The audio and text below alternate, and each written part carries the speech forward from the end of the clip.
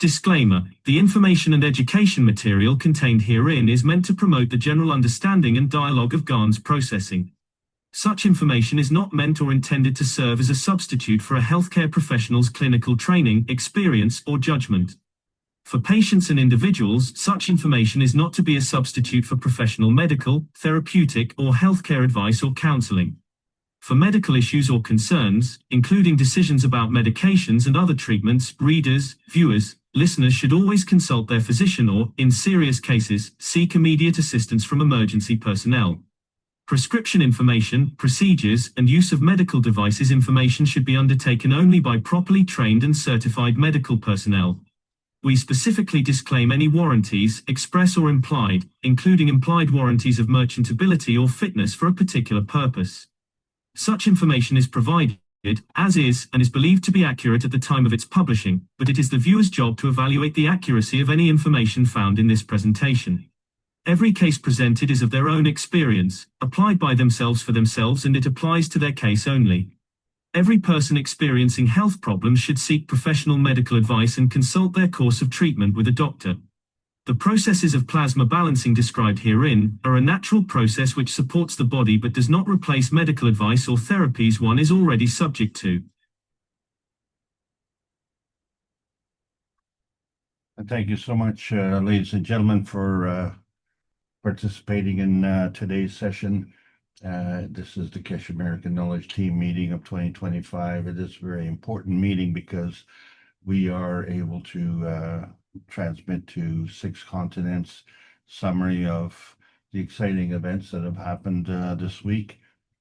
And the word exciting is probably not emphatic enough as to what has transpired. But one of the things that has really come to the foreground is how important shielding is. And so here we are.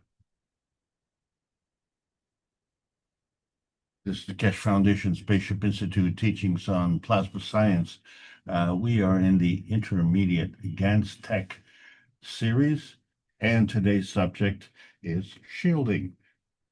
My name is Alexander. I am from Canada. It is November the 9th, 2025.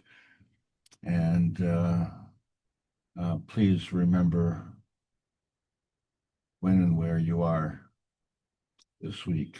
This is the KAKT Foundation North America Plasma Education Series. And as we all continue, and as we have for years, try to distill all the knowledge in bite-sized packs, it has been extremely difficult because now we have a whole bunch of bite-sized packs. I guess think of it as a bag of potato chips. Each potato chip is one series. And we have been discussing the intermediate GANS tech, and fundamentally the points that we've been focusing on is the transaction zone and the counterweights, the translation, and the shielding. And I think we're starting to see the thread that is combining all of these things, because overall the thread is Mr. Marin Tevakoli Kesh's books, like number 1, The Universal Order, The Creation of Matter. We keep saying this every week because it's the bringing together of the 3 energy states of matter, dark matter, and antimatter. And finally, we're getting the kind of understanding of the background that is contributing to this. So we're finding that there's more than just one dimension, which is what we've been focusing on, because in book number 2, we found the structure of light is talking about 2 different matter states, because the structure of the light links those 2. So it is coming to and from somewhere. And we're not exactly sure where that is. And it doesn't matter. We just have to understand the principle that this is always in motion. And as such, book number 3 talks about the origin of the universe. So really, the universal creation of matter is secondary to the origin of the universe, because the creation of matter comes from the splitting of one field into two separate fields, of which we stubbornly just only recognize one field known as man's universe. But not even that. We only want that little tiny speck we call Earth space, because that is our home, and that is kind of forever in our lifetime, that is. So let's qualify that. And then, of course, there's the sister universe, which complements that. And we don't know where it is, and we don't care where it is because, it doesn't affect our most important needs to fund our survival on this planet, which is our number one need for the majority of people, including our governments. And so what the governments have been brought to learn on their own, actually, is what we've been trying to do for 403 weeks through Rick Crammond and the Universal Council members in the One Planet, One Nation, One Race for Justice and World Peace classes, to try and explain why world peace matters. Because the members of the Universal Council are exclusively in a physical state, and they are not the only members of the Universal Council. So we need to learn the basic plasma rule. And if we believe in the rule of do unto others as you wish them to do unto you, then we have to wish that the higher strength feeds the weaker strength. And so it's confounding to understand why we have acquired the rule, the higher strength eats the weaker strength.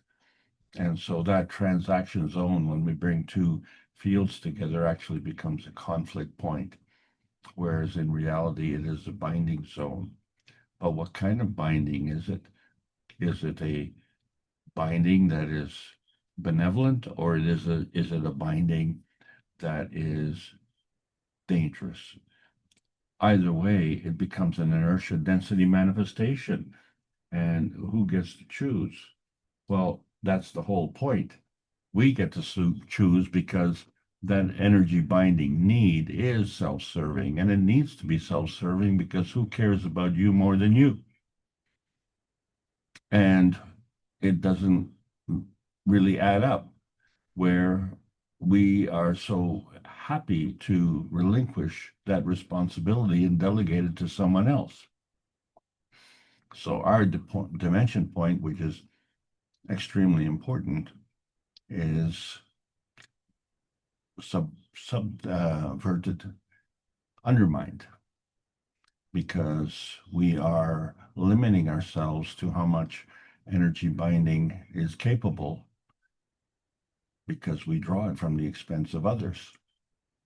And since we're drawing from the lowest common denominator, not just a common denominator, but the lowest common denominator, and the others, of course, now are being robbed of that energy.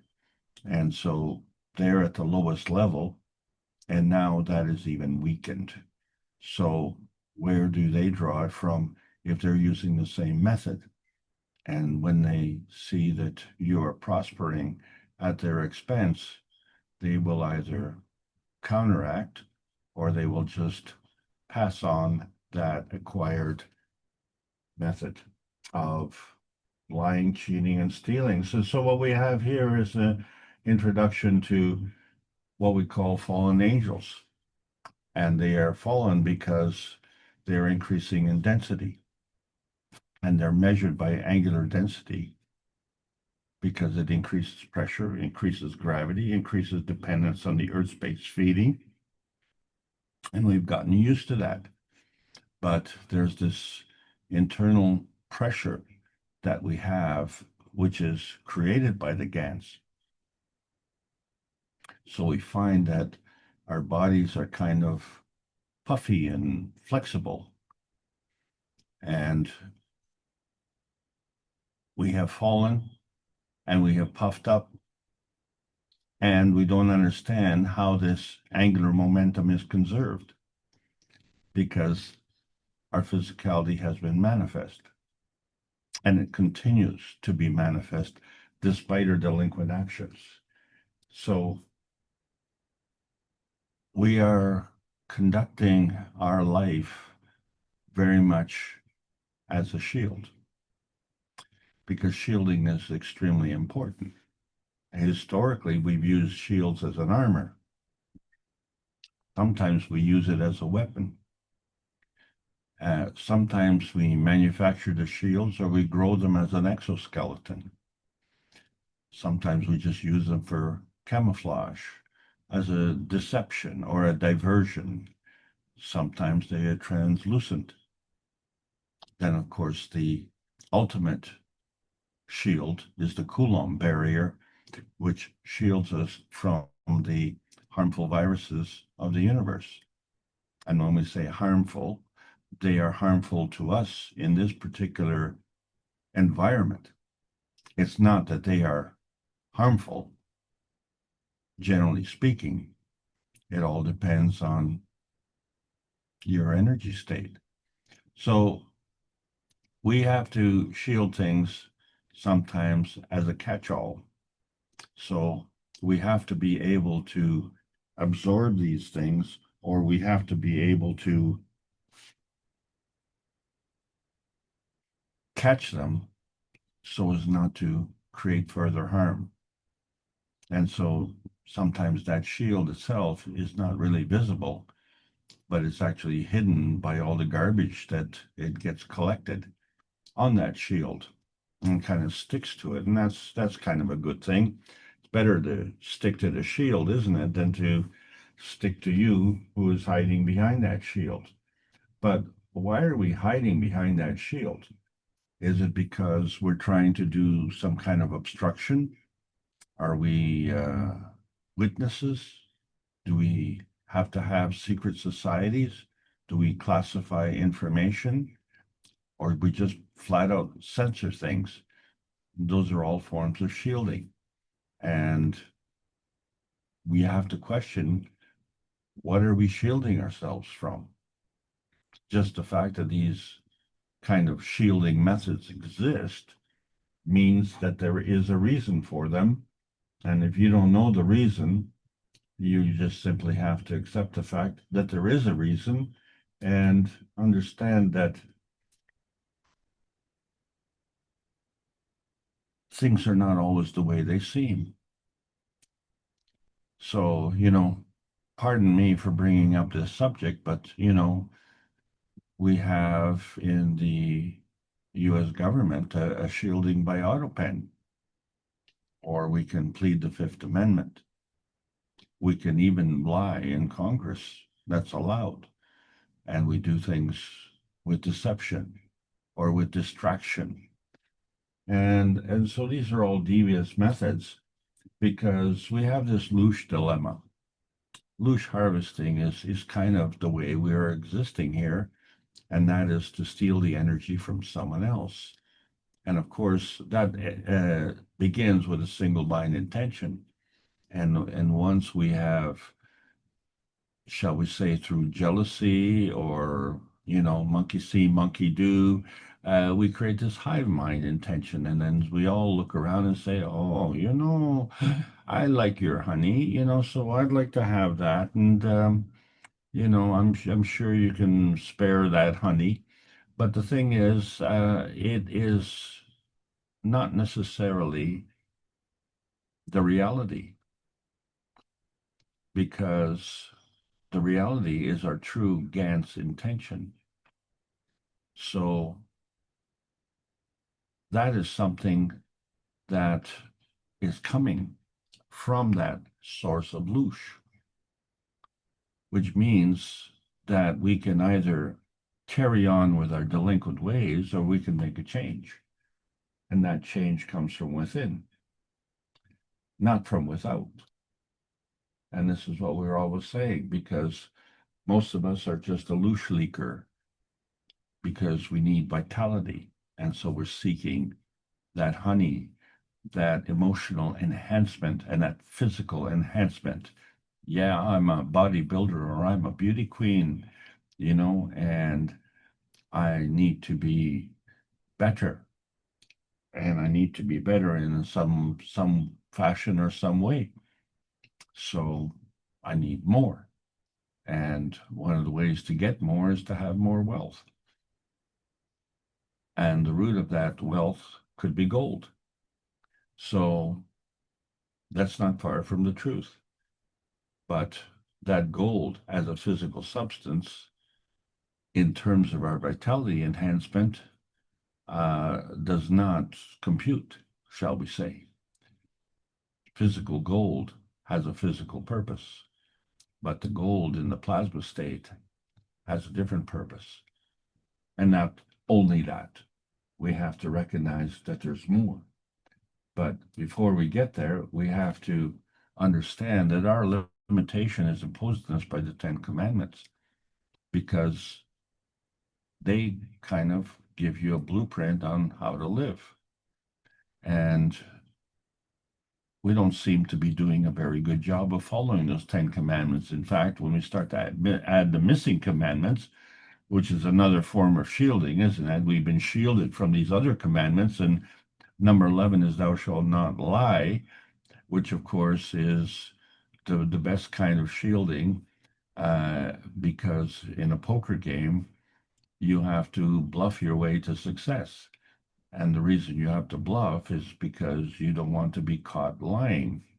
So, of course, the greatest sin is to be caught, not to be caught lying, but just to be caught in that action.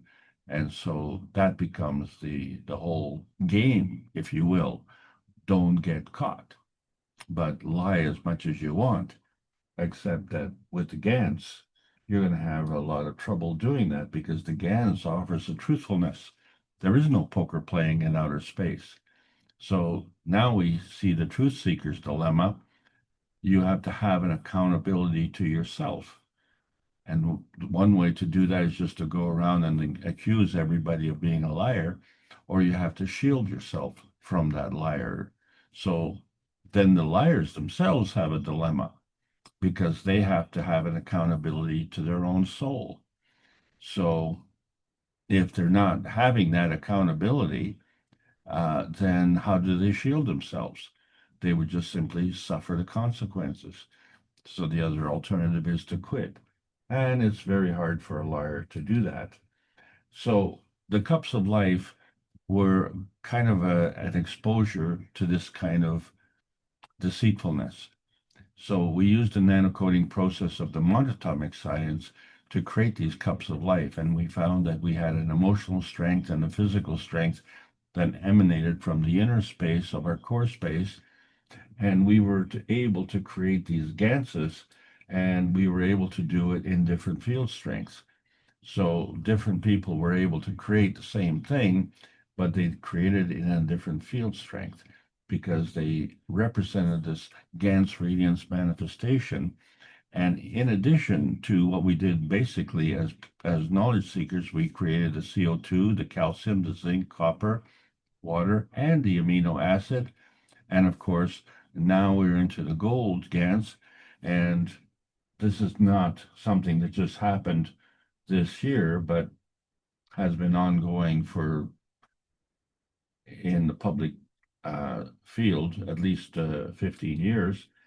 And then, of course, all of our life, all of our existence, we have the cup of the universe, where we find that the bicameral mind has two hemispheres, and these hemispheres work together with the physical and the emotional state, represented by the physical copper and the emotional zinc. But there is a connection to the universe. That's why it's called the cup of the universe, and that is the carbon. But that carbon in the plasmatic state is more like a carbogen, because there is a connection. So we find that the brain is very gravitational, because it's drawing this energy in, and it continues to draw this energy in and manifest a combination of these three fields. Except that there's also another passenger, and that is our physicality. So it's more than three, because we don't lose the first three. So why are we stuck on this carbon 12 transmission highway that only uses frequency and pressure and heat, when we can go into the transition highway of carbon-14 and then even excel into the transmutation highway, the carbon-16, etc. And we clearly have a lot to learn. So here we are. We have to shield ourselves on this planet, but we have to understand how we shield ourselves in outer space as well, because what we have on this planet is a relationship with these cups of life. Each one has a magnetical gravitational orientation and a soul radiance. And collectively, the cup of soul, the cup of emotion, the cup of physicality come together, and they create this magnetical gravitational relationship and this soul radiance. In order to manifest, it needs to have an environment, and that would be the earth, the cup of the earth. And so when we take the cup of the soul and combine it with the cup of the earth, we create the cup of inertia. And the cup of inertia is our reality field. And we can see it from the soul side, we can see it from the physical side. But actually, we can't see the cup of inertia, because what we see is the manifestation, the inertia density manifestation. We don't see the cup of the soul, and we don't see the cup of the soul of the earth. But we have to recognize that it's there. And this is what we had with the GANS. So when we look at the transaction zone of the GANS, we have to understand that something is something and that nothing is nothing. So even though the GANS is circling and starting to create a rotating field within a glass cup, we find that that transaction zone continues and actually creates a hole in the GANS. And you say, well, nothing is there. No, something is always something as opposed to being something else. So there was air, there was water, there was GANS, and now there's a hole in the GANS, and this is actually changing the field. And something has caused that. Whatever it is the susceptibility for that change. And so where does that change come from? So we see with the plasma that the susceptibility and singularity comes from two forces when they come together. And so there has to be a common denominator. And that is not the lowest common denominator, that is just a common denominator. And you get these two fields coming together. And of course, we've graduated to the point of the star formation, which is a manifestation of susceptibility in duality. And you have this star formation where you have these rotating balls and they create these plasma fields and they interact, and collectively the 4 points of the star create this transaction zone, which is purely in plasma form. So in summary, we started with this nano alignment, which is actually copper wire, which we nanocoated. But the nanocoating is not copper, it's a carbon nanocrystal. And then we have to have a field alignment so that we have a flow, we have a direction of flow, and we have a containment of that field within the nanocoating, and it is a superconductor, and it conducts magnetically, which means that the flow is emanating from this gravitational inertia point, the coming together of the nanocoating with the copper wire. So this is the initial understanding of the conservation of inertia, the Magrav energy state where we have this energy flow. And we have even gone beyond now into the pico level. So we see this convergence susceptibility transcending not only the atomic state, not only the nanostate, but also the GANS state. And the conservation of energy does not just apply to each state individually, but can cross-channel with other states. So the convergence on the GANS state could equally be balanced off by the convergence on the atomic state. But clearly, they wouldn't be at the same energy state, the GANS state being far stronger. So there has to be some kind of complement to balance that off. And if we're only looking at those two states, then it becomes quite the challenge, because to go from one state to the other is an order of magnitude, meaning 10 times. So if we were to balance that out, we see the atomic state being 10 times smaller than the nanostate, but 10 times 10 lower than the GANS state, which is 100-fold. So now we see the challenge there in terms of our understanding. It isn't just one step up, it is 100 steps up. And then in simplistic terms, we're just comparing one state to the other state, but that's not how the universe works, because all the neighboring states and all the neighboring fields play a part in that. So each one is becoming part of the conservation of inertia rules-based order. And so we see the GANS itself, how it becomes a popcorn, is that it brings together all of these negative charges. And that's why it's so powerful. And if that has so many negative charges coming together, it also has this massive positive charge in the core, and that is gravitational. And so the gas is actually at that core. So the GANS itself is like a popcorn and goes through this GANS explosion. But what is interesting is that it has these points, and that is how energy is transferred, through these points. And it can increase or it can decrease.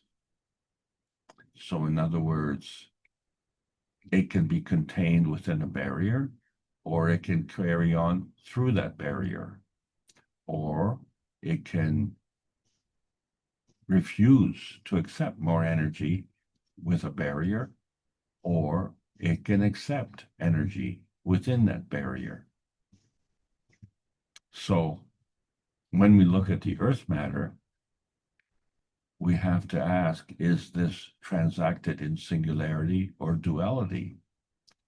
Well, it's not either one of them. There are many fields interacting.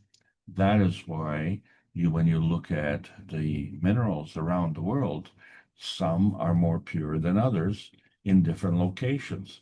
So we can tell, for instance, where a particular mineral was mined from, simply by looking at its purity.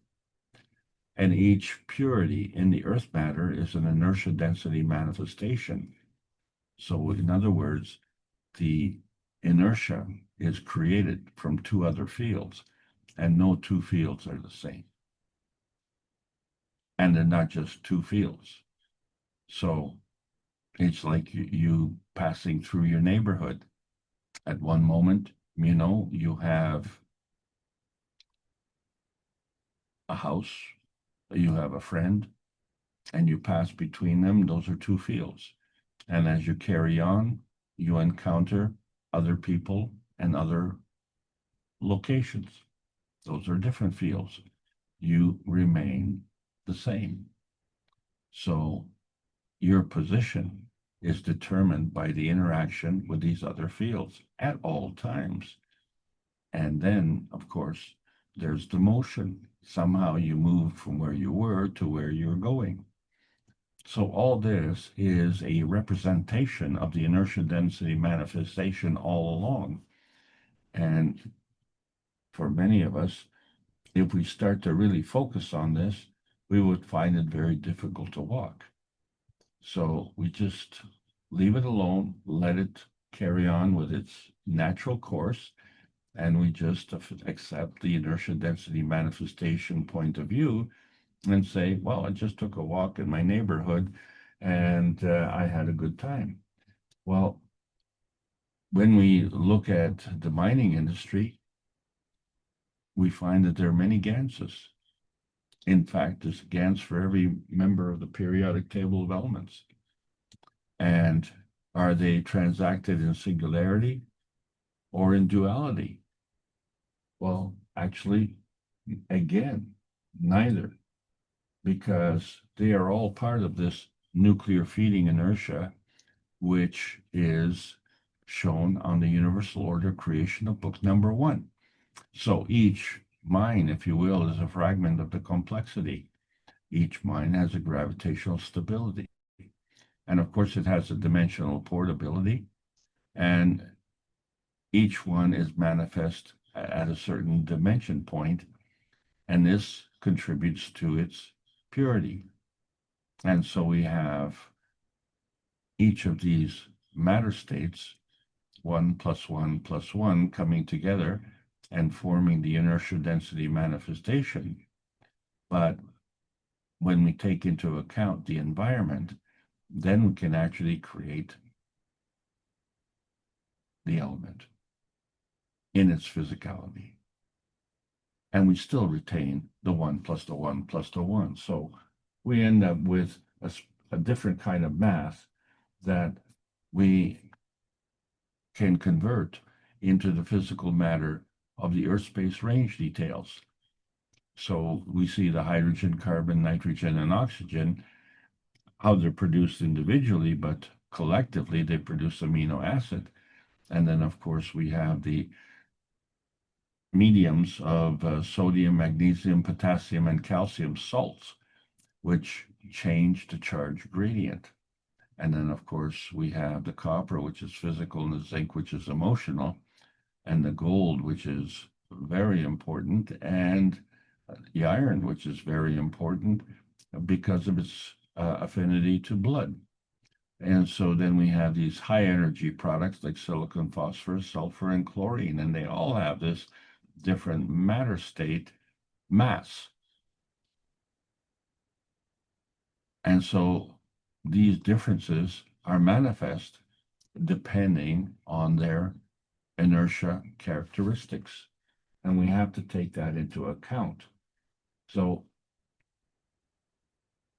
when we look at that product, be it an element, we identify it as a field capture in singularity. What we have to realize is that there is a counterweight to that singularity. And so it comes together from that angular momentum, that angular density. We call it like fallen angels. But the counterweight to that thought is that we are arrived angels.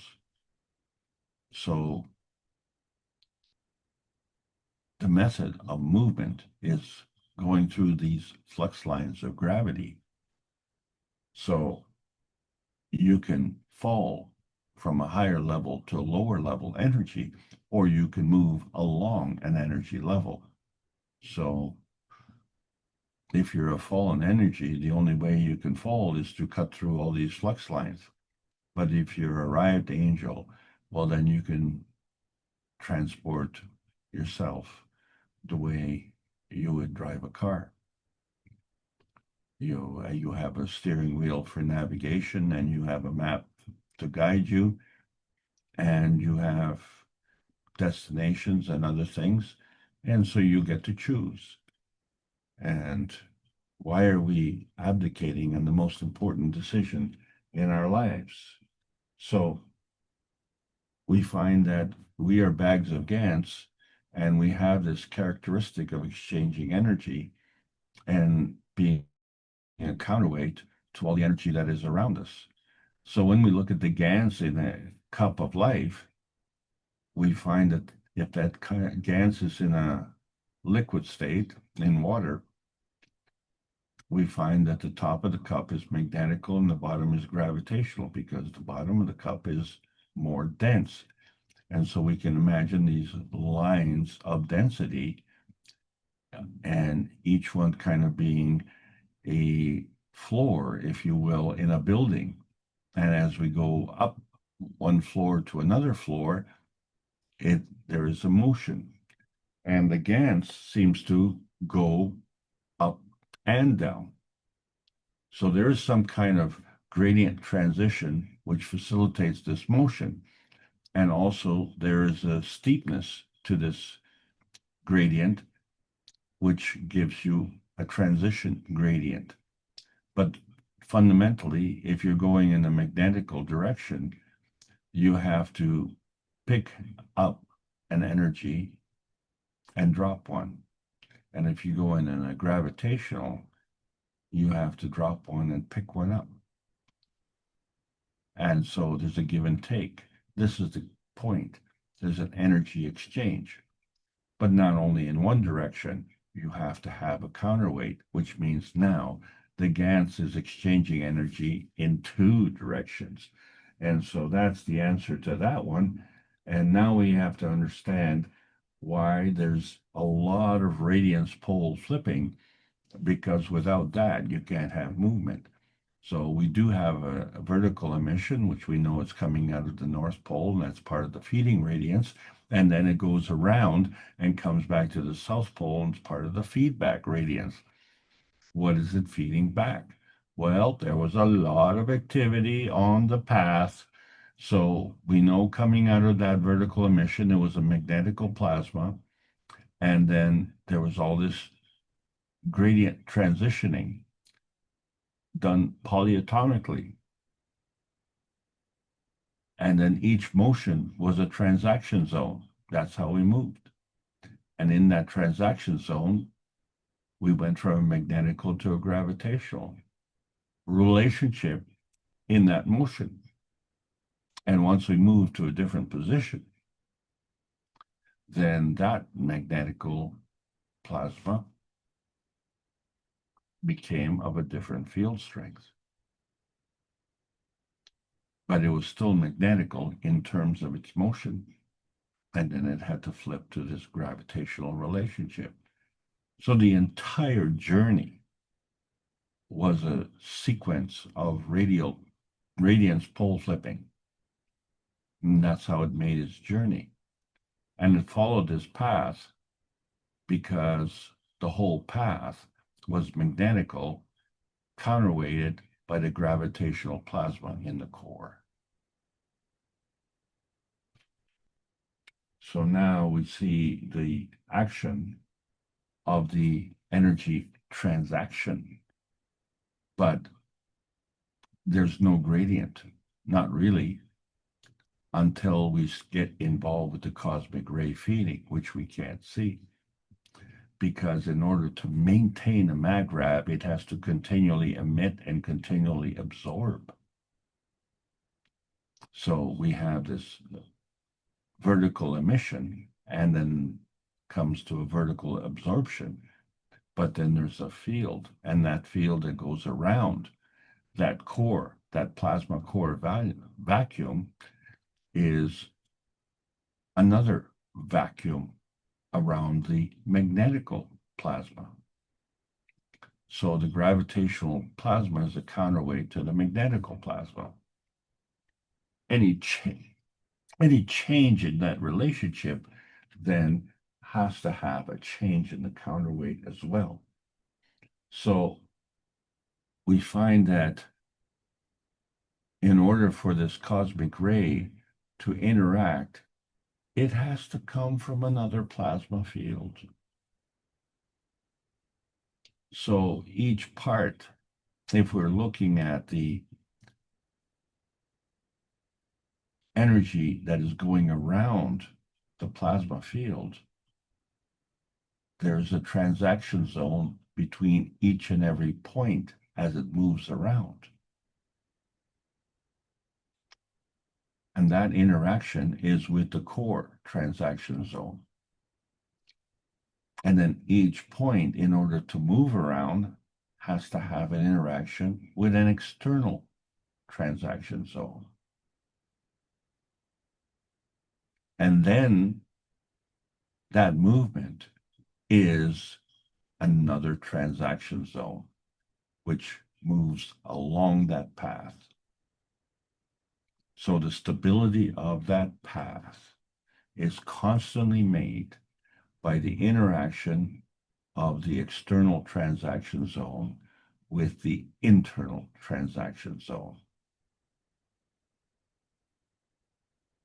And the path itself, the magnetical path itself, is balanced off and counterweighted by the gravitational core.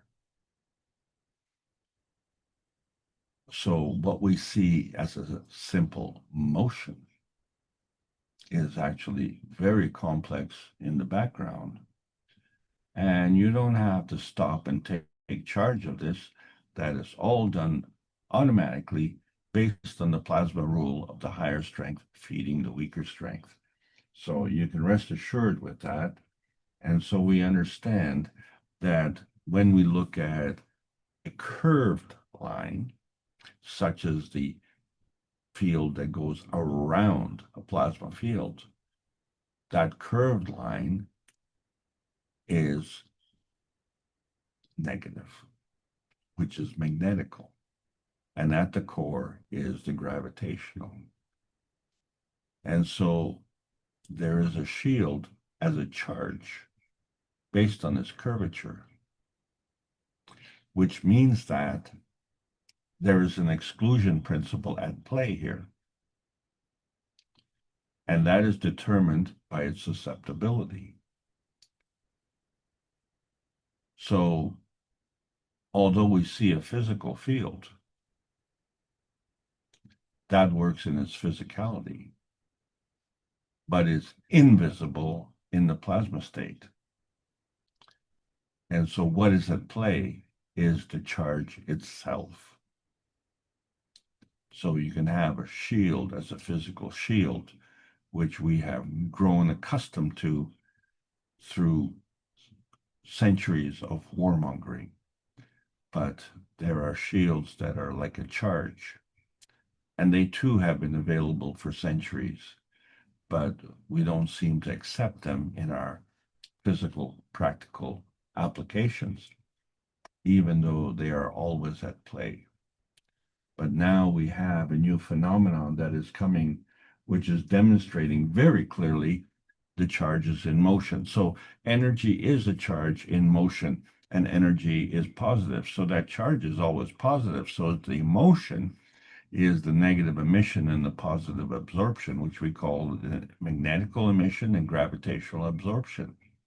And the path that it follows is the magnetical to the gravitational, because the magnetical is the giver.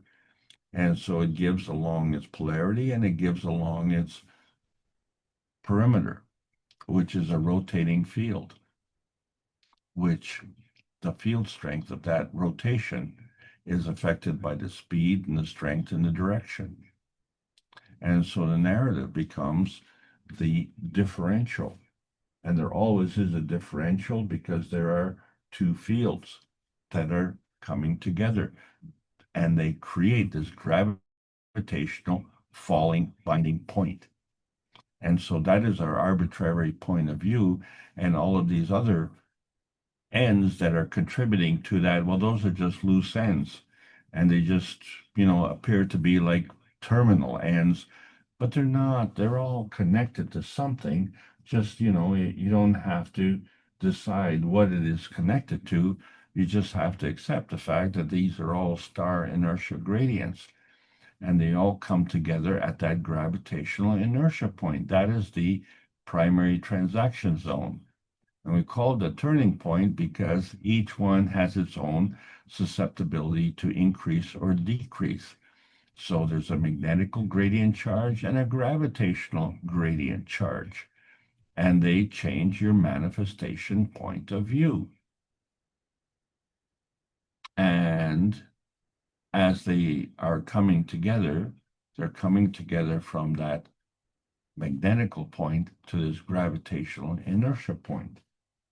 And then the concept of duality has to come in because each point is working in tandem as a partnership. This is the part of the twinity.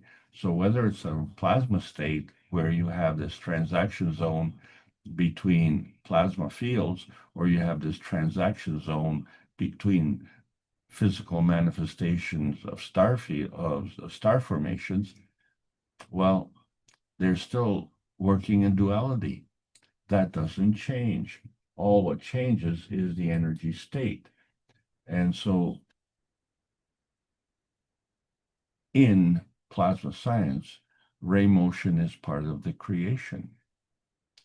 The rays facilitate the natural creation, and so they have a relationship to natural decay. But that relationship is on the creation side. There's also a decay side, and that has a relationship between natural decay and natural creation. So what we have to understand is that natural decay is a form of creation. And so there is a counterweight between the creation and the decay. And there is a transaction zone in between, which is creating this bonding factor. And when we don't understand it, we just say, okay, well, that's just a boundary, and we don't really understand it, so we just fudge the knowledge. But it's time to stop fudging the knowledge, because here we are, understanding the concept of the twinity. We discussed the 2 points of the nanotech, but there were the 2 points of the picotech in between, and then there was the 2 points of the star tech. So what we've covered so far is the twinity of the nanotech, and now we're in the twinity of the GANS tech, and they all follow the same rules, where you have these two fields coming together, and regardless of whatever it is, that transaction zone is in between those two fields. So how do we protect ourselves? Well, each one has this polyatomic inertia gradient. And so there has to be a susceptibility and an affinity for the gravitational to merge with the magnetical field. But not only, the magnetical field has an option to merge with any gravitational field. So there has to be a common denominator. And each common denominator is different. So there has to be a commonality, because each point is different in its position. You can never have 2 points that are exactly the same, because they can't occupy that point at the same time, and they are in motion. But you can have a commonality. Witness a sports team. They all wear the same uniform, but they certainly don't have the same conformity. They don't run at the same speed. They don't have the same physicality. They don't have the same mental ability, but they work together as a team, because that uniform is the common denominator. So the science works the same way. And then the skill set becomes, how do you determine the purity, and what do you do to ascribe to that? So we have to look at both sides, the counterweight aspects of the magraph, because they represent 2 points of view. And so there's the gravitational magnetical relationship and the magnetical gravitational relationship. And as they come together, there's that gravitational inertia point. So when we look at our physical affinity, we see our skin, we feel our bones, but we are just GANS balls inside. And now we understand that these GANS balls are emotionally charged. So our physical affinity is counterweighted by our emotional affinity. So when we look at these countermeasures, we find that in the physical state, which we call weight, there's a gravitational relationship to the atomic state, which we call mass. And then there's the nuclear state, which is more magnetical, so we refer to that and measure it in Teslas. And then when we get to the plasma state, that too is in a magnetical state, and we refer to that as time. So the dynamic plasma relationships is coming through the convergence of the horizontal transmission and the vertical transition. And so each movement is part of the transaction zone that is coming from that Earth space point within and that Earth space point field without. And so it continues. And then when we create this free plasma, which is absolutely important, we start to bring together the fundamental elements of the hydrogen, carbon, nitrogen, and oxygen, what we call the amino acids, which are part of the creation of life. And it's not just one, because each one becomes a structure within a structure. And so as they themselves work as a magnetical field, the convergent point is that gravitational transaction zone. And so that can be done freely and easily, because as we're going on the carbon inertia highway, we now have to understand that they all work together. And then, of course, there's the substrate that is behind that is the counterweight to that. But that substrate behind is also has its own counterweight, and it also works together. So we have to understand that all of these things work together. So now we understand how the auras are working, because they represent the soul of physicality. And each emotion is part of the color wheel, and it emits a different emotion and is manifest into a different color. And so that soul of physicality encapsulates that energy, and it creates different overlapping fields. But this field is actually an invisibility shield, and it's a shield by illusion. But this illusion is exposed by a clairvoyant, because a clairvoyant means exactly that, to see the soul of physicality. And that soul of physicality is representing the true emotion of the being, the humanity being. Well, when we get into outer space, we don't even look at the soul of physicality. We look at the soul. And then we don't have to worry about the illusion of the color wheel. So what we see is content, the energy coming from the sun, and the lockdown that is coming from the physicality. So there is an inside containment inside the skin of the body. That is the GANS. And that is the difference between a sentient being and a stone, because inside the stone is just more stone. And then we create a fence of a field. But the earth doesn't have a fence. It has a Coulomb barrier. So then we understand that the plasma is also a barrier of fields. But this field is a non-containment. It is a facilitator of energy exchange. And the decision to exchange that energy is based on shielding. So for instance, when we look at the rotating ganses in your cup, and looking from the top down, we see the rotating field. So the glass cup is kind of a shield to protect that GANS and keep it in its circular form. But look at the inside of the GANS. There is no GANS, there is no glass cup in the center. It's a Coulomb barrier shield. It's non-physical. So the outside of the ring is formed by the glass, but the inside ring is formed by the Coulomb barrier. And then we have layers and overlapping fields, as we see on the right-hand side, and that is the rotating GANS. And then we understand that we are constructed of the same thing because we have the twinity of life, where the physical inertia field is an inertia field of the connection.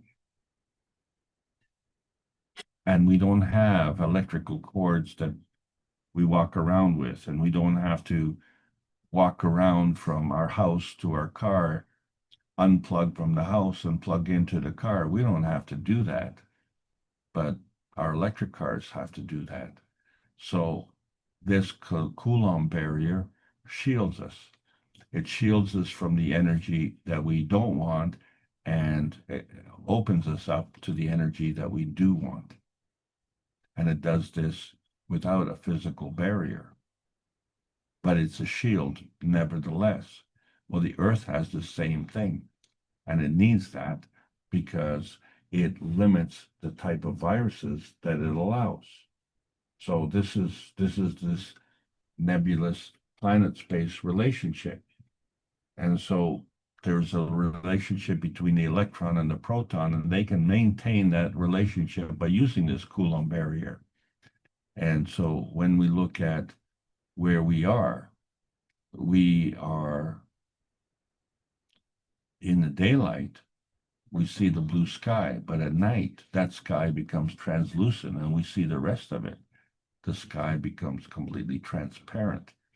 And so we see the overlapping fields of that manifestation. We see the sun space, we see the earth space, we even see the Mars space. And then, of course, we have our space. And so, where are we exactly? Well, it all depends on our true essence, our truthfulness, and what we want to give our time and attention to. That becomes the key point. So we find that the sun is very important as a shield on its own. And so, well, wait a second. How does the energy stay on the sun? So we see that there's a Coulomb barrier shield for the sun itself.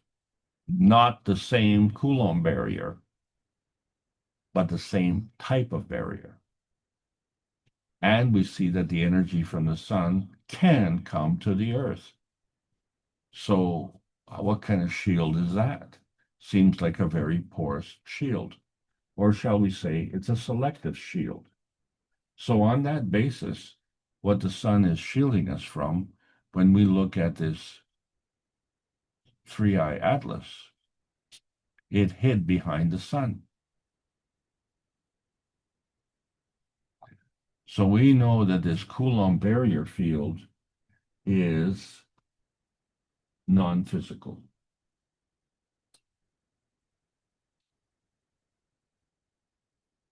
The sun, as an inline barrier, is physical. We can see it. It's a physical barrier. We can see the three-eye atlas. It is physical, and we know our Earth space is physical. So when we're using the sun as a shield, it's very interesting to see how it works together.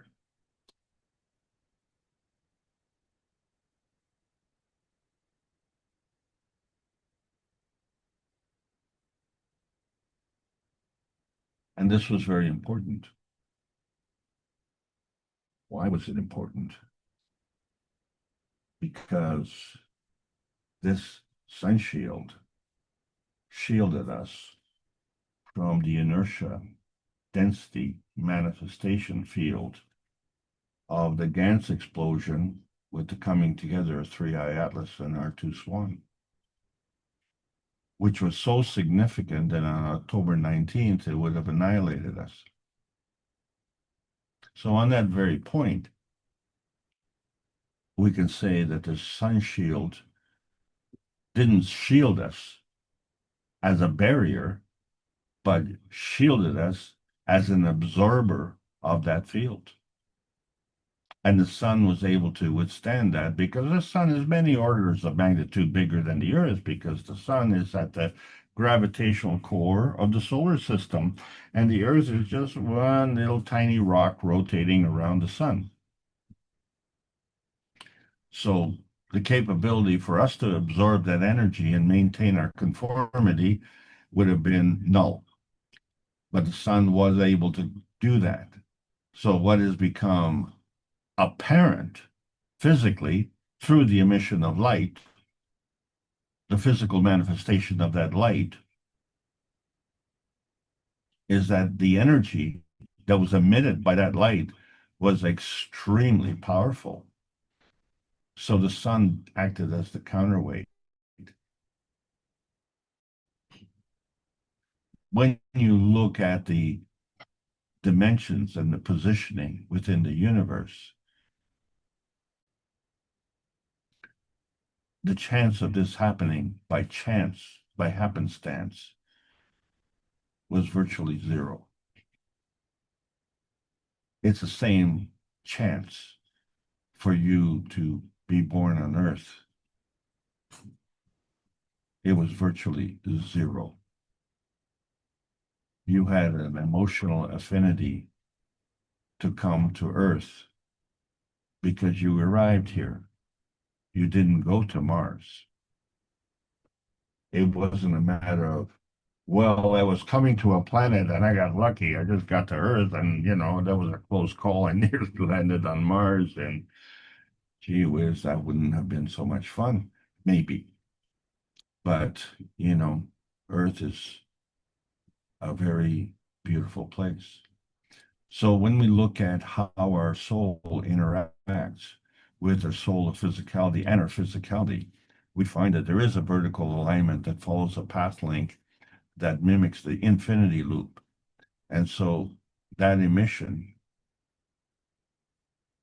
is counterweighted by the physical gravitational. But there is an inertia field emission that also allows us to cross that inertia threshold. And that inertia threshold allows us to flow just like GANS flows in water, because water is able to exchange energy. That means it can give and take. Well, GANS gives and takes, we know that. So it can exchange magnetical energy and gravitational energy. So since we are 75% water, so they say, and we are bags of GANS, then the whole balance and the counterweight is the energy that the GANS gives and takes and the water that gives and takes. And the whole process of physicality on this planet. So it is there at the convergence of the inertia density manifestation of the activity between the water and the GANS. And so this is how we know what is going on. So we see these maggrav pathways of the gravitational intensity of the intensity of the repulsion, which is part of the feeding. And so we say, well, the electron is part of the feeding and the neutron is part of the feedback, isn't it? Because the neutron is gravitational and the electron is magnetical. So you can clearly see the difference here. And then we get into the P-stone reactor. And what is that? Isn't that a curved shield? Isn't that shielding a dimension point?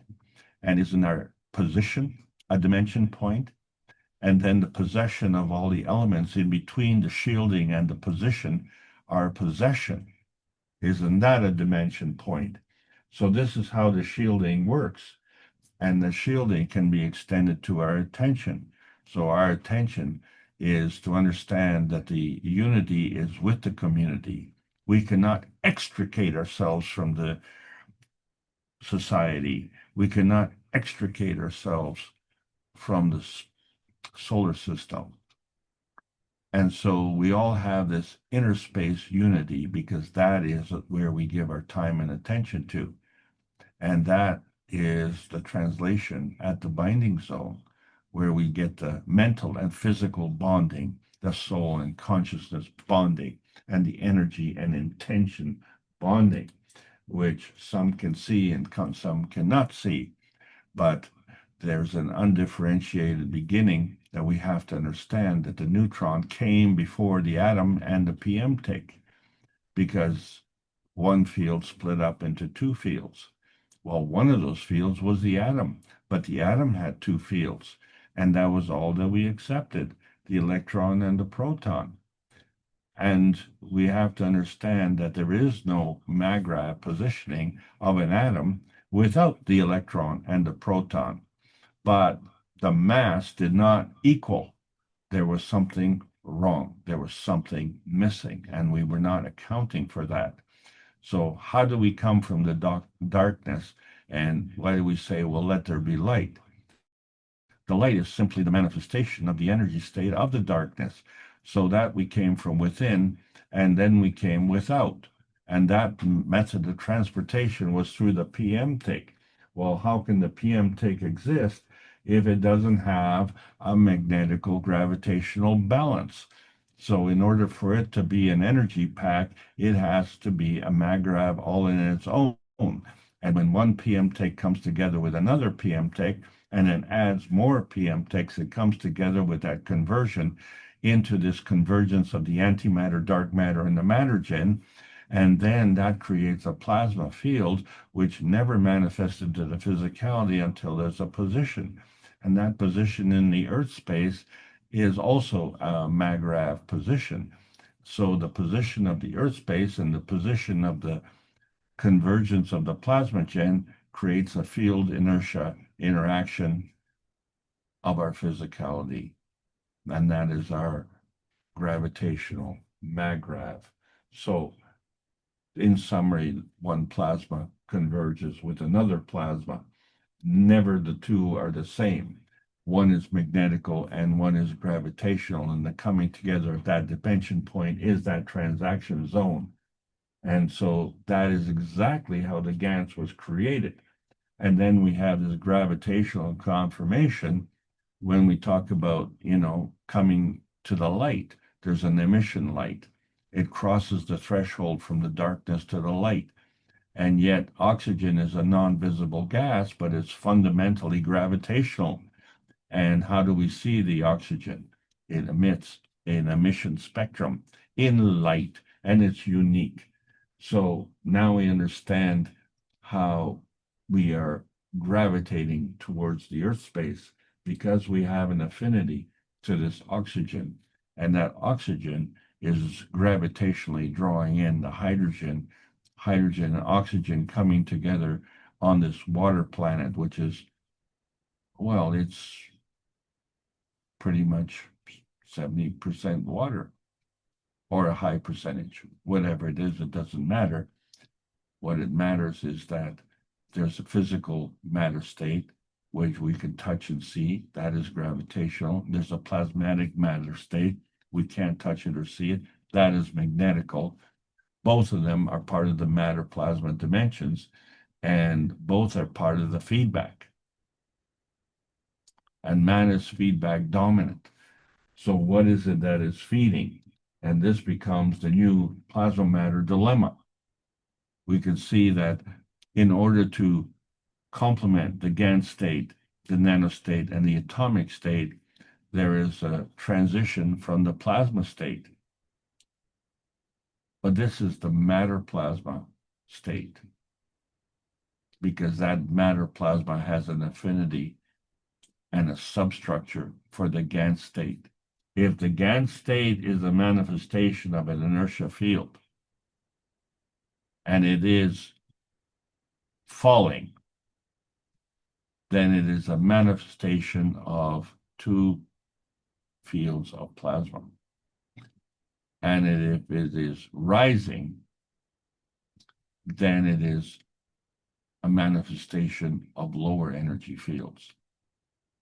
And that's what we did. We took the atomic state of the copper and the nanostate of the carbon, and we created the GANS. So the way we exchange energy on this planet is through supplementation. And we do that through consumption. Well, knowledge is the same. We acquire that knowledge.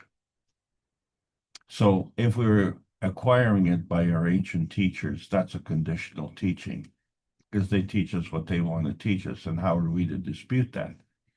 But if we have this unconditional teaching by the Creator, then that gives us a new awareness. And that new awareness is telling us that we're at this historical threshold between the cosmic feeding and the loosh harvesting. So this is the cross that humanity is bearing. How do we connect the soul to the physicality? And how do we cross that threshold, the soul physicality? And we describe that in the 604th Knowledge Seekers Workshop, where we understand as we're going into uncharted territory, we are with the herd at that turning point where we're starting to see these many stars that are beyond the nano monatomic state. And we have to wonder, how come they don't emit as much energy as our sun? How come they're not as gravitational as our sun? And so we look at the energy as an exchange covering that range from decay to radiation. And we are the AI. We are the manifestation of that ancestral intelligence. We are the technology. We are the inertia product. And we are the image of our dimensional convergence point. So when we look at that shielding of translucence, it's a shielding as invisibility. We've been used to seeing the shielding of the sun, where we can see the sun through the translucent shielding. But a few days ago, we saw that same shielding of the moon.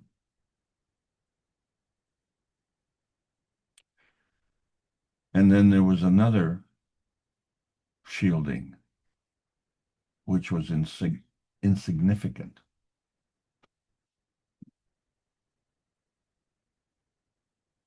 Three little dots in the sky. With nearness and proximity to the shielding of the moon.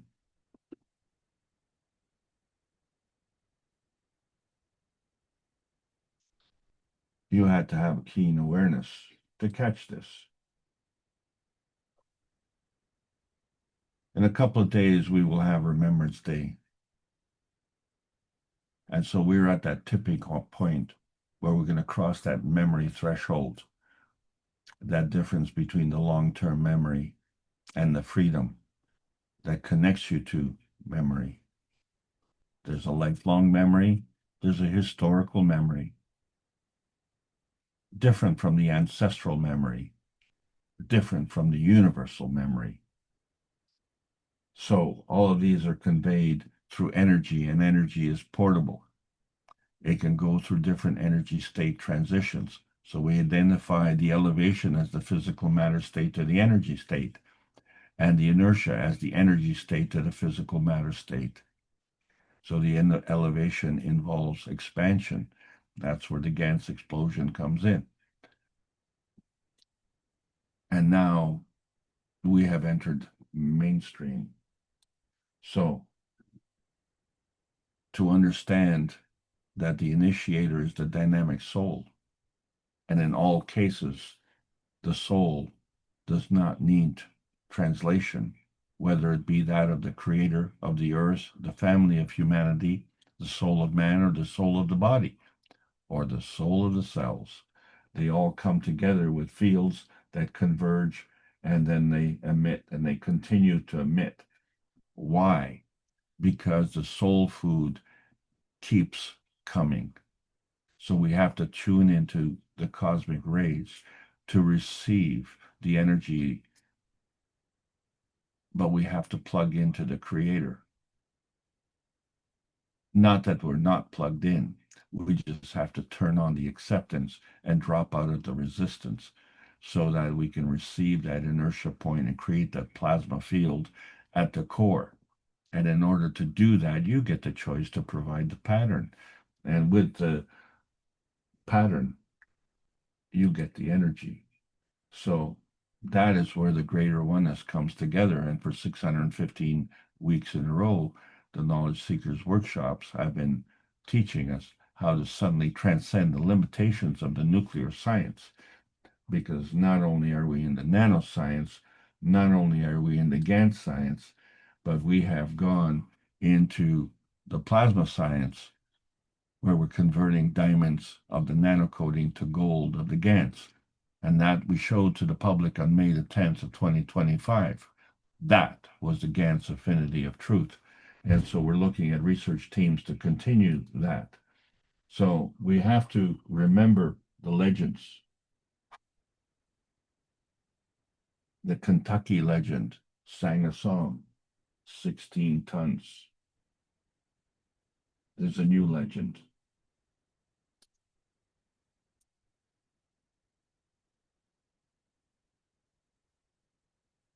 $400 tons.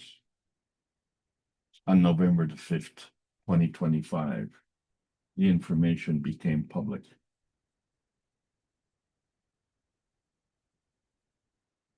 Chinese government needs 400 tons of gold per year.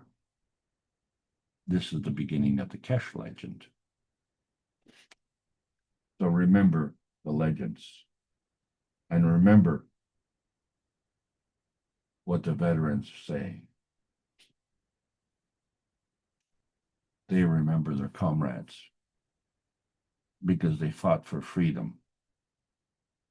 And they fought for it the old-fashioned way. And they are upset with the results because it violated their true intention. They were patriots, and patriots look after the humanity family. So let's remember, when you're a warmonger, hey, where's your spear? Oh, where's your shield? Oh, for that matter, where's your body? Oh, well, at least you died with honor. We will remember you in our hearts. And maybe we will cry. So the humanity in inertia, GANS shielding, has many points to shield us from hostiles, from aggression, from environmental harm, from fear-mongering, from emotional abuse.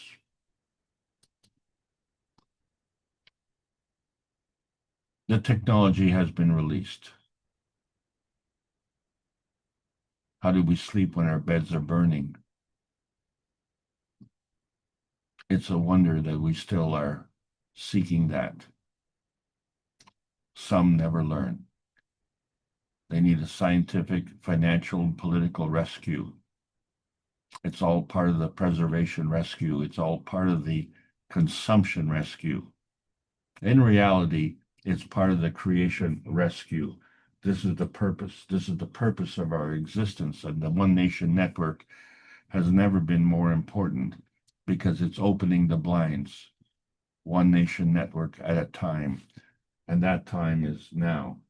We are at the point where our mission is to bring peace on earth and join humanity with the universal community.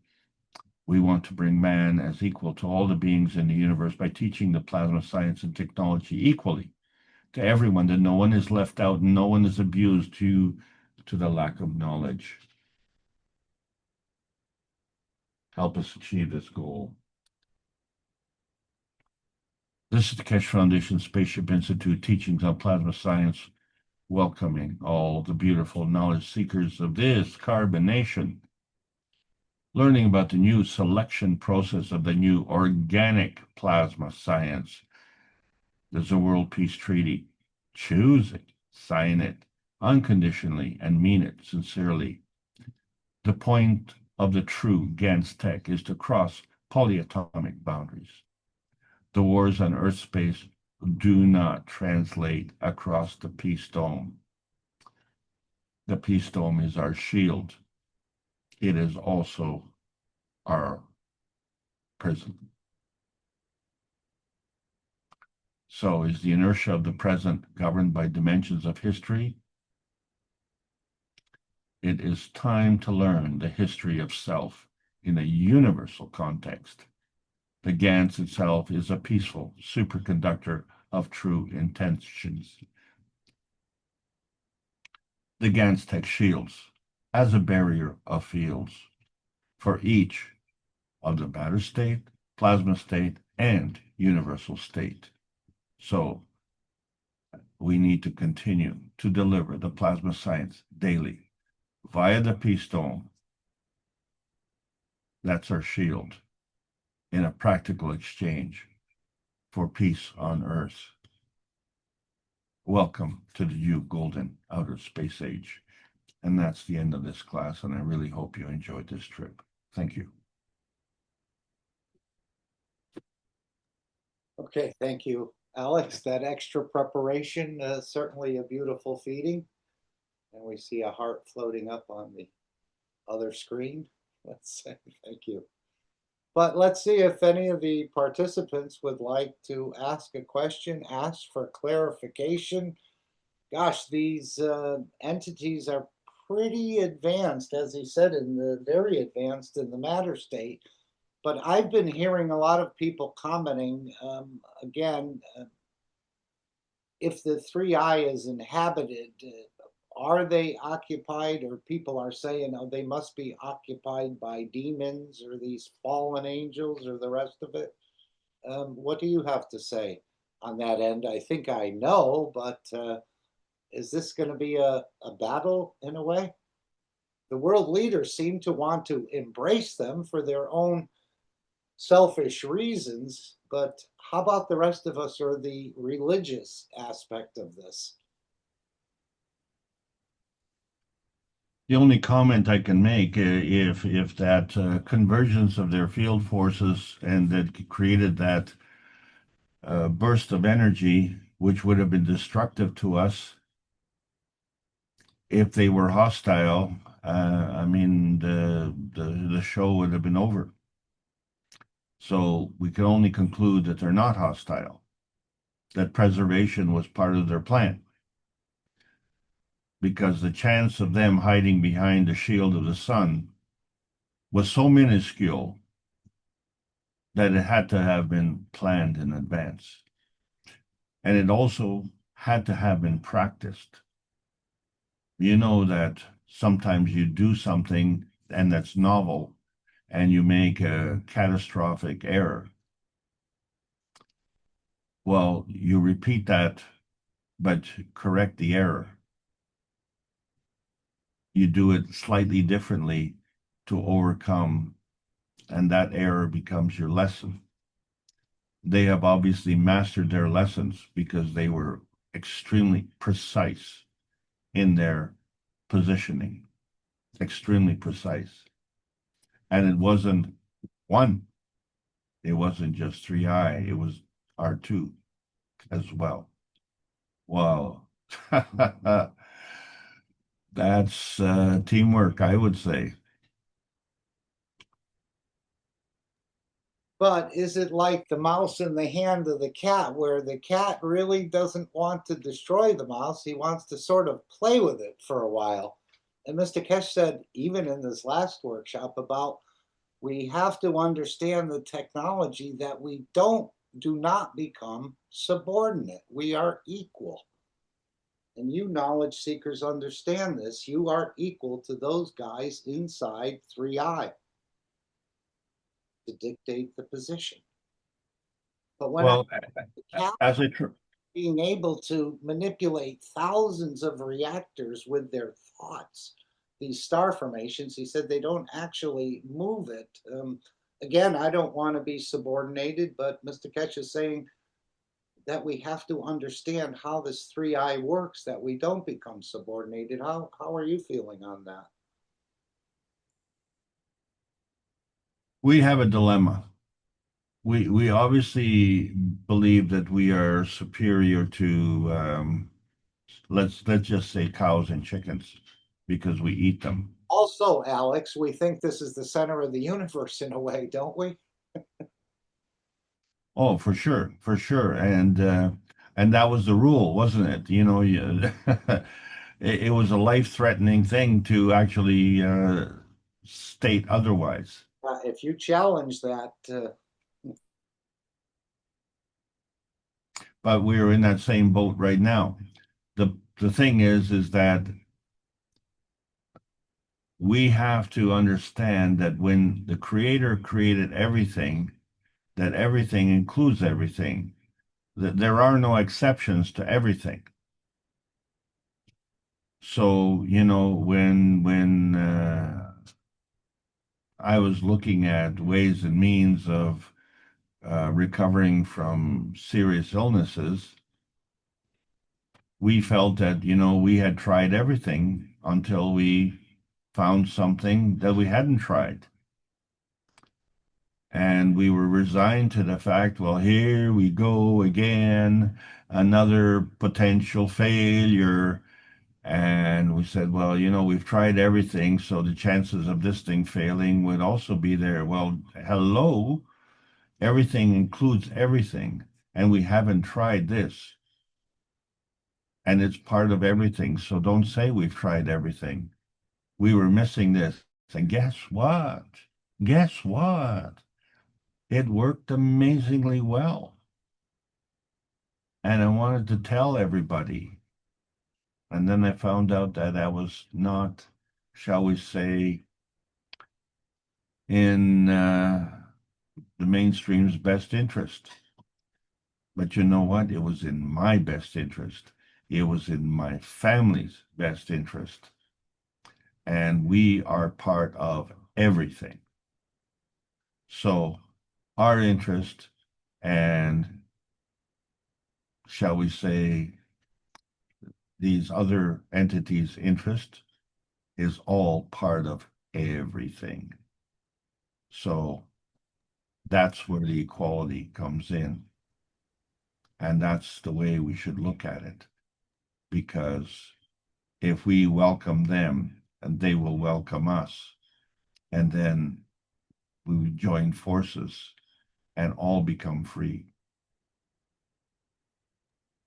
and I'm thinking this is a way of, again, the matter state scientists are baffled by this. They haven't wanted to understand it, but is this a way of Mr. Kesh, in a way, putting an object or other objects near them that he's actually shoehorning the scientist into understanding the plasma technology, because it explains what's happening so well that unless they move towards the plasma technology, they'll remain baffled. I wouldn't put it on the foundation. If you have a solution and that solution doesn't work, you will have that result. But if that solution does work, and even if your understanding of that solution is not truly correct, but it just appears, to, shall we say, be handy in your explanation, you would still proceed with that solution because it's better than what you had. So the rule of thumb is when you find the ability to do something better, then you should do that because that's how you grow. That's how you learn. So you build on it. That's why they call the foundation of a house the foundation. You build on it brick by brick. And you're not just piling bricks or building a wall. You're building an edifice, a building, a structure. So that's how you put things together. And if you're living in denial and you say, well, it's not that I don't know, it's not that I don't understand it, it's that I don't want to accept it. Well, I'm sorry, but when you're given gold and you don't want it, I don't know, you have to, reconsider what your purpose in life is. Because once you get your shall we say, gold ring, and you get there and you say, well, no, I disavow that gold ring. But all your life you've been chasing it, and now you got it. And you say, no. Like all researchers, we're not paid to find the answer. We're paid to look for the answer. So please, let's not find the answer because then I'll be out of work. Back to you, Mark. Karina has put in the chat, they help us to move on, coming every 3,000 years. Does that mean they make a move? If you were playing chess, they make a move in a position every 3,000 years, or maybe they make multiple moves. Well, you have to understand that we don't have a watch that keeps track of 2,160 years, which is the cycle in man years of the zodiac. But somebody does. And so if they're coming around every 3,000 years, supposedly, okay, we don't really know what that time frame is, although we can see indications of it. Who's to say that they didn't come in between? What we are commemorating is key points. So what happened 3,000 years ago? Well, it was the demise of the pharaohs. What happened 3,000 years before that? Apparently nothing happened because the one of the calendars on this planet only goes back 6,000 years. So, how is it possible that nothing happened before that calendar was there? First of all, how do you know which one was the first year? And just to be ridiculous, how can, dinosaurs and other aging things on this planet going back hundreds of thousands of years even exist when you only have a calendar that goes back 6,000 years? So like the whole knowledge base that we've, come to know and accept is flawed. And, it becomes easy to see, but, who cares and what difference does it make? And, I'm really preoccupied because I have to pay the rent at the end of the month and I need food on the table. And, I didn't get my food stamps this week. So, we are taking care of what's most important to us, and that's what we give our time and attention to. And, floating around for 6,000 years is not something that is within our immediate interest. But when we look at what is the outcome on this planet of this activity, and we see that, wait a second, the quality of life on this planet has deteriorated. How can an educated species like humanity, shall we say, grow in the wrong direction, grow to diminish? Why are we, the quality of life being poorer and poorer as we go along? We know that pollution is a problem. Why do we continue polluting? And why is the pollution that I remember as a teenager less than the pollution today, when all these educated people are governing our social structure? Why are we accomplishing so little? And now we're going to be confronted by a species that appears to be of a higher nature than us? No, they just are, shall we say, a little bit more progressive. So if you look at, let's say, sports teams in Europe, like soccer teams, we may be in the second division and they may be in the premier division, but we all still play soccer and we're all still part of the game. So, don't spit on me because I'm in the second division, because I could get promoted through enhancement, better players, better knowledge, better understanding, better skill set. And guess what? Before you know it, it's like that bully at school, you know, he doesn't mind pounding you in grade 9, but, come around grade 11 and he's now hasn't grown, but you have. And now you're looking down at him and say, oh, you remember that time when you were pounding me in the schoolyard? Back to you, Mark. No, I was thinking of what Mr. Kesh said, that some people are going to come off the ship and explain what they've seen over the last number of years, and some people are actually going to take a cruise at this point. But he said these 3,000 years is, I thought he said 500 lifetimes of the man, maybe it was 50 lifetimes of the man. That would equal, let's say 50 times 50 is 2,500. But he said, in the dimension of the soul, it's a very short time. I don't know if he said seconds or what he said at that point a few workshops ago. So are they traveling in the dimension of the soul? It wouldn't think they would. They're in a physical craft. But he was saying it would equal to like 50 lifetimes of man's time, but in the dimension of the soul, it's a very short trip. So again, how are they creating this dimension of the soul when they're traveling in the matter state to be such a short time for the soul? Or maybe 3,000 years is only a few seconds in the life of the soul. Again, I'm just trying to open that little Pandora box. Well, the way I'm looking at it, and it's strictly my opinion, is that that is not the dimension of the soul. They travel faster. I know for a fact that my street vehicle can go 100 kilometers an hour. But if I had a race car, I could go 300 kilometers per hour.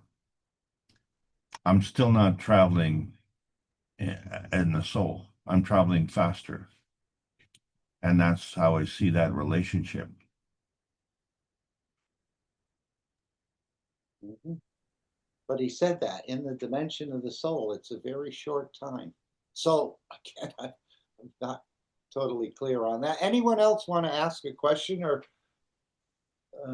bring up certain things Mr. Kesh had mentioned? He said their moral compass is far advanced of what humanity has ever had, Alex. I think there were morals mentioned in this transcript. But he said far beyond what man has ever possessed. Well, the reason, of course, is because we are using the Coulomb barrier on this planet, not as a shield, but as a prison wall. So, they're outside of that prison wall. So, yeah, I would, on that basis, I would say that they have a higher moral context. But, they are still traveling around in physical craft. They're just using, better vehicles. So I'll just show you the transcript here. And again, I thought the more perfect we are, the closer we get to traveling in the soul dimension. And there was a question in this workshop, I think you can see it here. Let me just make it a little bit bigger. Do these extraterrestrial people have moral values, Mr. Kesh, more than man has ever had? You got to understand that you haven't seen these people coming. We have technology and shooting off the hip as Americans do. Even the interaction with the sun was done away from the sun, as you just explained, Alex, that it didn't affect the life of the man on Earth. What we saw with the interaction we spoke last couple of weeks. And they have a higher morale than us people. So I thought the closer you get to a better morality, or the thinking, speaking, and acting good, or bringing the soul of physicality closer to the soul of the man, you achieve the transmutation. I'm wondering, they have higher moral values than man has ever had, What is preventing them? They got stuck somehow in this advanced matter state and were satisfied with it or something. Well, as I said in the previous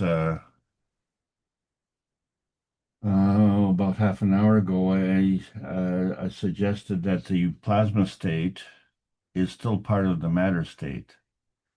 So I would suggest that they are traversing in the plasma state, and we are traversing in the physical state, but we're still in the matter state. And so there is a plasma matter state, and there's a plasma field state beyond the matter state. And this has been a point of confusion, at least to me, and this is one of the reasons that I see that the GANS tech shields us as a barrier of fields from each of the matter state, which constitutes the four states of the atomic, nano, GANS, and plasma state. And then the plasma state, which is an interacting field between the matter state and the universal state, and then, of course, the universal state. So on that basis, I believe what Mr. Kesh is implying here is that they are operating on the plasma state and we're operating on the matter state. And, you know, this terminology is very precise. So the plasma matter state is different from, shall we say, the dynamic plasma state. All right, you're welcome to take the screen back, please. Okay. Anyone else have any thoughts or questions or comments? We are looking for interactions.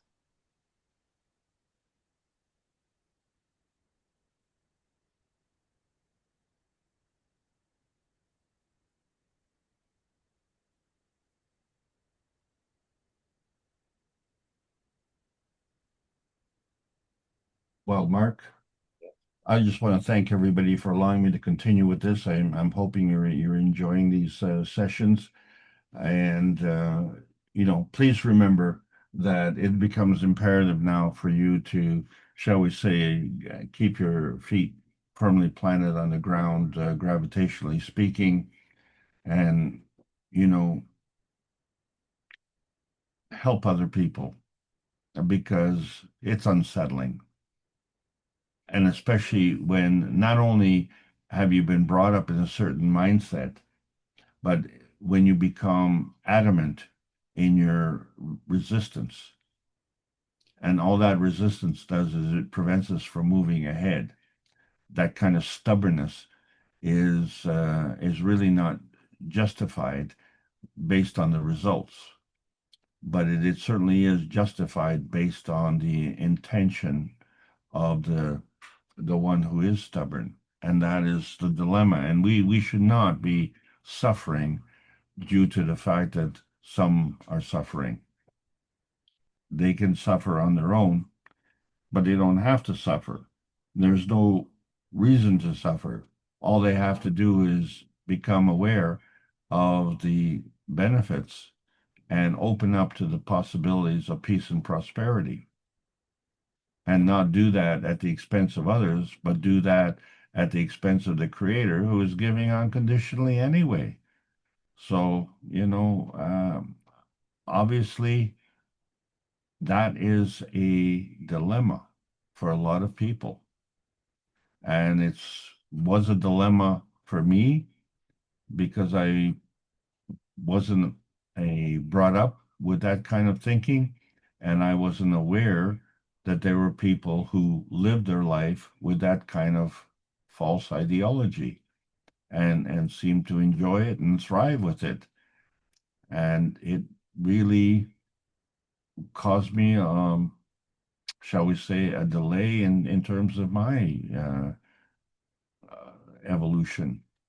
But, you know, as I came around to understanding the point of view of other people and how their goals and aspirations are different from mine, And then I realized, well, it takes all kinds to make this planet an interesting planet. But what is the common denominator? We are all part of the humanity process. We're all part of that species. And it doesn't make sense when you're, shall we say, touting the benefits of looking after family. We're all part of the humanity family. So what is the difference when a man caresses his child with his hand and then uses that same hand to kill someone else's child? How do you rationalize that? You really can't. So the only way that you can do that is just through denial of the reality. And if that's what you choose, that's fine. But we have to shield ourselves from that type of thinking. So thank you all for letting me continue with this, and we look forward to the next exciting episode. So what about this idea that they could be our progenitors in a way? We know that everything came from the creator as well as they did, but they are planting seeds, it seems, in different areas. So are we connected to them, or in a way, did we come out of that sort of? It just seems so far-fetched. Well, of course, on face value, it does, because it defies everything that we've learned in school, doesn't it? Everything. Yeah. So now we all have a dilemma, you know. This is in direct contrast to our education, our individual education. We all have a different education, but nevertheless, we are not educated to the reality of this. And if we're going to be confronted with it, which is what it appears, so in many ways, everything we're talking about is conjecture. But if you look at how it compares to the current understanding of the physical science and the current understanding of the plasma science, the physical science uh, crumbles. It just crumbles. It cannot support itself, and the plasma science continues to thrive in that environment. So what do you do? What do you do? It's like, you've got a horse and buggy, and someone drives by with a car, and you say, well, this car is very efficient. You should try it. And you're saying, nope, I'm not going to go in that car. I'm going to stay in my horse and buggy. And, there are people who do that, and that's fine. Was one of them, Alex. I guess when the trolley cars went out of fashion and they brought in the buses, maybe they were electric, maybe they were. He refused. He stopped working. He would not switch over to a new technology. So then he, continued what he was doing on, I guess, his little farm. Well, we all know that the plasma cars are coming. So, I still have that boyhood excitement. If I were to see, a fancy car, and it has a kind of a neat Yeah, shape to it, or the new car models as they come out, you still have that excitement, and you say, why am I having this excitement? This is obsolete technology the moment it comes on the market, you know. So it's ingrained based on repetition. And so we need to be have an internal constitution strong enough to overcome that. And we will, because through repetition it's going to happen. When let's say that they're talking about predicting at some time in December that these people will land. And if that does happen, how are you going to react? Are you going to take a brown paper bag and put it over your head and say, I don't want to do that? Or are you going to bury your head in the sand and say, I don't want to, that's not what I want? Or, get a comfy blanket and throw it over your head, out of sight, out of mind? Or are you going to face the reality and say, I have to come to grips with this because I cannot continue tomorrow with the way I'm doing things. I don't know. What the world It's- structure is going through right now, Alex, in a way. well, it's a challenge for everyone. They realize what's coming in is far superior than what we have on this planet, and how are we going to deal with this? And Well, let's understand that it's a superior as a technology, not as a race. absolutely. Well, that's important. That's the foundation of the understanding. As we know, on this planet, the more money you have, the more you're held in esteem in a way. So I think this will happen with them as well, not to the knowledge seekers so much, but to most of humanity. I'm thinking we may have to, in a way, stand in the balance and point out to humanity that this is not a god, this is not magic either, but this is a science which we understand through the plasma technology. And I'm just wondering if there'll be that sort of one side and the other, or the other side will just collapse under its own weight of misunderstanding. Well, I think the latter is the answer because, we would be foolish to stand at the forefront and say, okay, well, this is what we have to do now. You know, we can just offer, and this is the whole thing. One of the reasons we don't enforce the technology is because we don't want to become just another type of bully. So we can offer, you accept, you don't accept, well, that's up to you. My responsibility is fulfilled. Okay, and that takes me off the hook because that way they can't come back and say, well, why didn't you tell us? You held it from us. Well, that creates a resentment.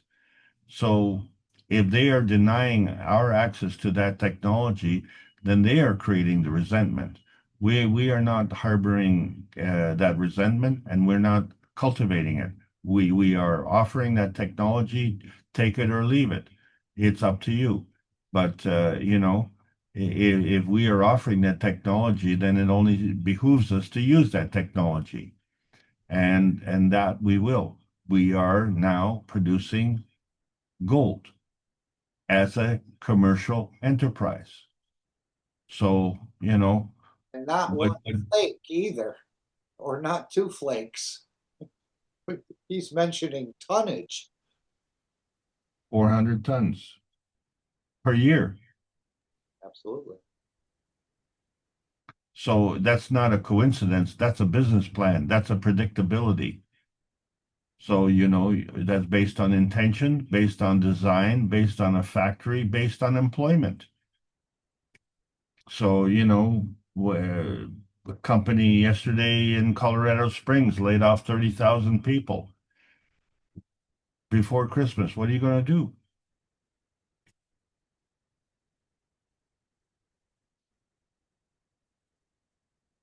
You're the landlord in a small town. Most of these people live in your apartment building. We all got laid off. Now what do you do? Universal basic income is what Mr. Kesh has proposed. I heard Musk mentioning that as well. But maybe that will be an interim phase. I don't know. But he said with these coins, and as they're distributed, everyone will have a certain wealth that they can live, not a harsh life. Well, I think the way the welfare system has progressed, the wealth system will progress the same way through the same means. Um, if you're struggling and your friend is on Pogie and they're succeeding, and you say, well, that's a good alternative and I'll do that. But what if your friend is prospering? You could say the same thing. Well, my friend is doing that, maybe I'll do that.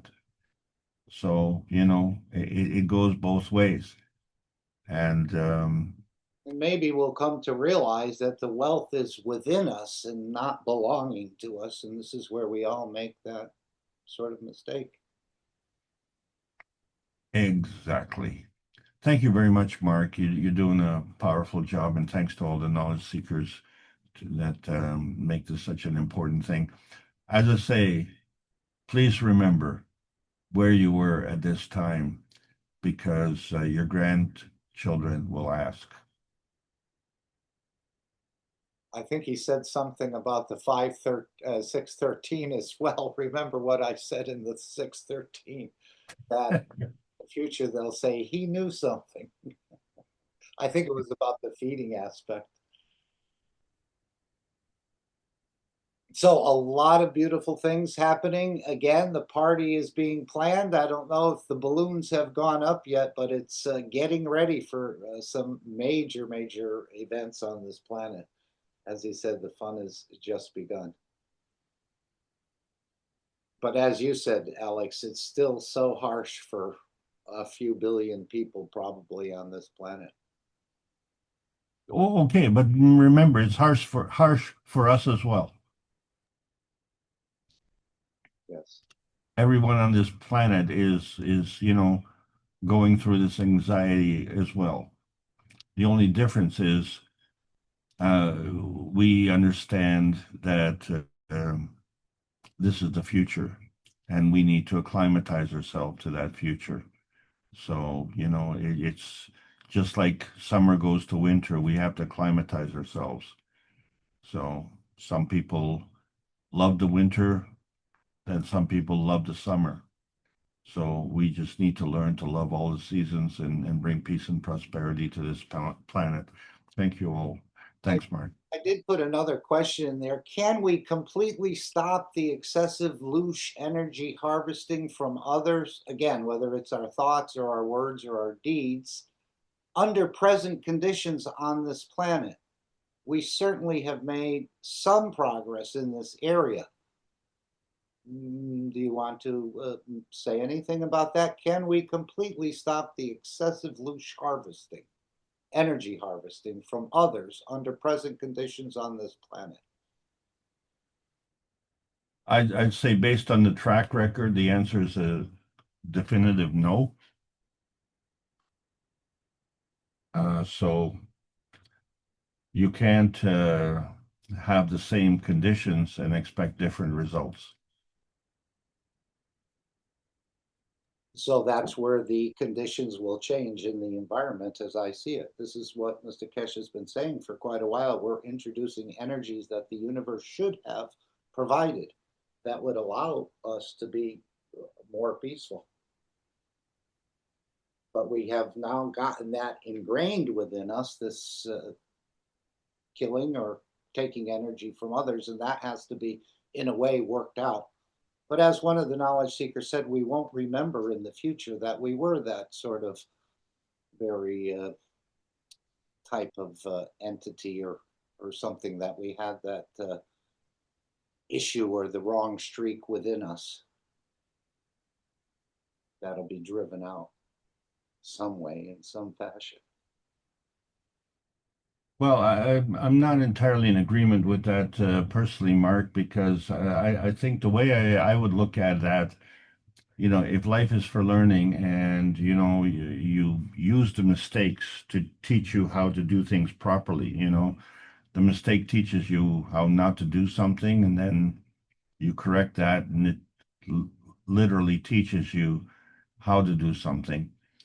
And the thing is, that's in the past, and most of us are conditioned to carry that baggage. We have this self-flagellating attitude. Why was I so stupid in the past? And we carry a woe is me type attitude forward. We don't have to carry that. And so this is how we can change the past. They say, well, you can't change it. Well, yes, you can, because the past is constructed by your interpretation of what happened at the past. And you say, oh, well, when I had that catastrophe, that was a disaster for me, and it was a really hard time in my life. And yes, that is true, but that got you to where you are today. So in that process, it taught you and edified you. So your point of view should be that was actually a good experience. It forced you to go through that. And a lot of people have a trepidation of going through that position because, it's just not going to be pleasant. And I'm thinking, well, if we don't do anything, we're all going to go through a very unpleasant thing. And let's say you were wealthy all your life, and then suddenly someone says, well, you know what? We're going to confiscate all your money and you're going to have to learn how to flip burgers. That would be a shock. And I think this is the alternative. So I think we need to understand what's at stake here.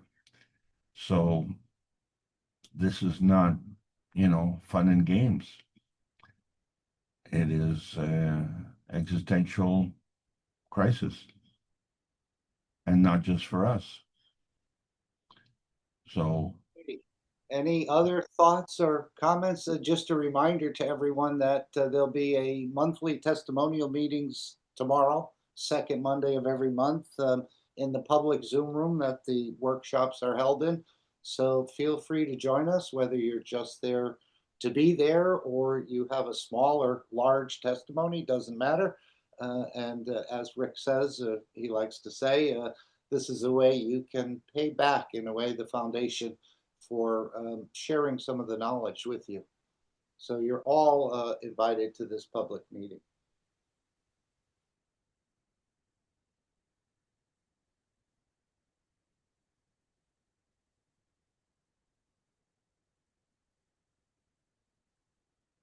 And I'm sure more and more testimonials will be brought forth. Okay, I'm going to play the final disclaimer. Meeting will come to an end. Any other thoughts or comments or questions or issues anyone wants to raise?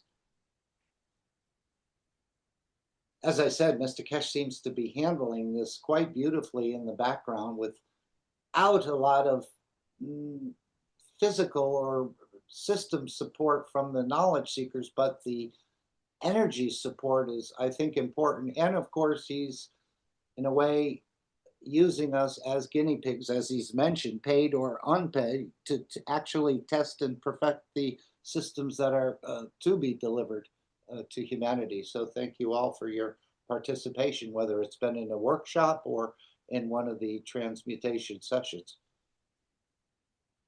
So we continue to try and keep the Kesh Foundation free for humanity to allow these developments. As Mr. Kesh said, if we take money from this one or we take money from that one, then they're going to call the tune, and he wants to keep the development completely unencumbered by other influences. So every time you support the store, make a donation, participate in one of the sessions, or even explain the knowledge to others, I think it's all adding to the support of the Kesh Foundation in one way or another.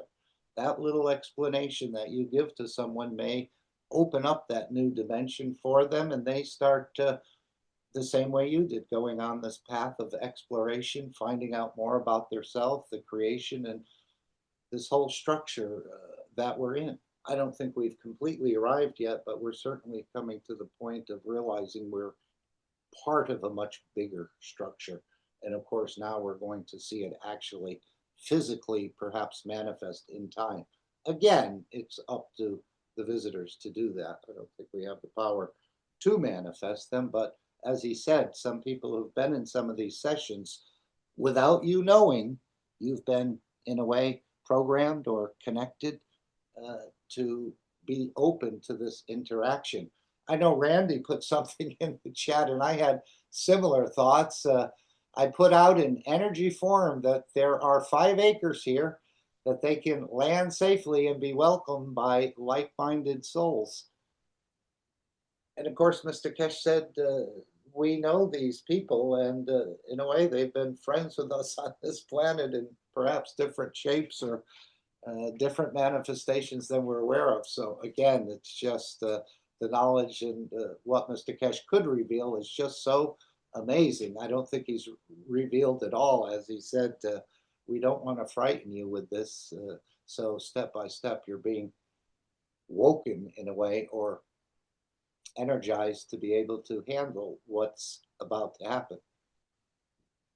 Again, it may be a progressive, or they just may appear We'll have to see. Or they only may appear to a select few. At this point, we're just we're all just sort of early comers to this knowledge. Maybe we're a few minutes ahead of the rest, but they'll be on board shortly as well. So thank you all for being here today. I think we can conclude. Alex, is there anything else before I take the screen, play the final disclaimer? Just remember what our veterans were fighting for, and remember that we don't have to fight anymore.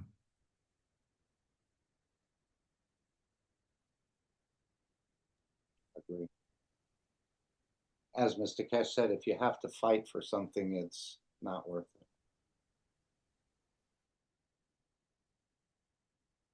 But soon peace will be the winner. And again, that's just the next step to get to the next step. But that may take a few years. As he said, some of the developments are still in progress of being developed. But I think what we've seen in the public demonstrations of the production of gas and the production of materials is just, again, beyond man's current scientific understanding. But to the knowledge seekers, it's been taught the whole time. So enjoy your new understanding, continue to explore, and the workshops, as he said, I think we'll be looking at these workshops for quite a long time into the future, because he's hidden much, much in there. And again, the more you come to the realization, I think you start to see the workshops even in a different way. But it's for you to understand for yourself, not so much for anyone else. Thank you all for being here. Thank you all for carrying a very small piece of a very large carpet. And as Mr. Kesh said, it's not one anymore, it's all of us.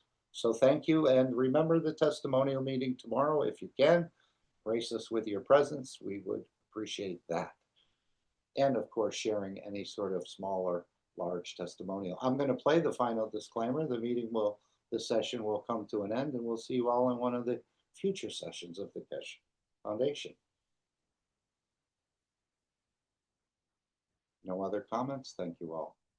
Have an amazing rest of your day.